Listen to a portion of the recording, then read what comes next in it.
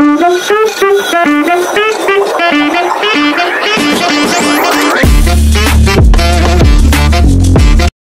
Everyone, আসসালামু আলাইকুম। আমি রওশনারা আজ আবারও এসে গেছি ইন্ডিয়ান ভিসা রিলেটেড আরও একটি ভিডিও নিয়ে। মূলত ইন্ডিয়ান ভিসা সেন্টার থেকে গতকাল নতুন একটি আপডেট বেরিয়েছে। সেটা হলো যে এতদিন পর্যন্ত সন্ধ্যা 6টা থেকে তাদের ভিসা স্লট ছাড়া হতো।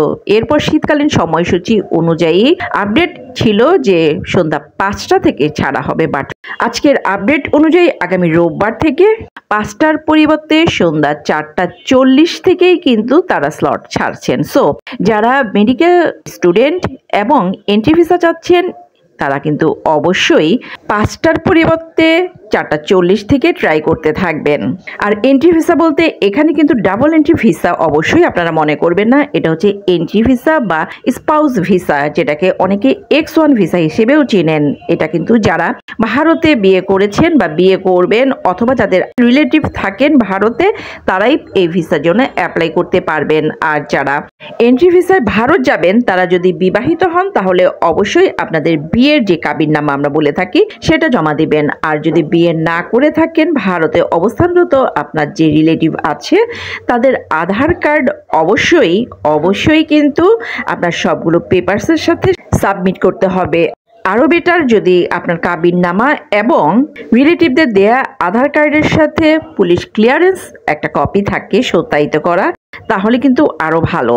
ট্যুরিস্ট ভিসার ব্যাপারটা যারা সবসময় জানতে চাচ্ছেন যে ট্যুরিস্ট ভিসা আসলে কবে ছাড়বে বা ছাড়ছে কি না, আদৌ সেটার জন্য বলছি ট্যুরিস্ট ভিসার ব্যাপারে এখন পর্যন্ত কোনো আপডেট আসেনি। যদিও জানা গেছে সেটা জানুয়ারিতে যে কোনো একটা সময় ছাড়বে, বাট এটাও কিন্তু কতটুকু সত্য বা কতটুকু মিথ্যা সেটা নিশ্চিতভাবে কিছুই বলা যাচ্ছে না। এই হলো ট্যুরিস্ট ভিসার আপডেট। মোট কথায় ইন্ডিয়ান ভিসা সেন্টার থেকে বর্তমানে 3টা ক্যাটাগরির ভিসাই ছাড়া হচ্ছে, যেমন এন্ট্রি ভিসা, মেডিকেল ভিসা এবং স্টুডেন্ট ভিসা। এই 3 ক্যাটাগরির বাইরে অন্য আর কোনো ভিসাই ছাড়া হচ্ছে না।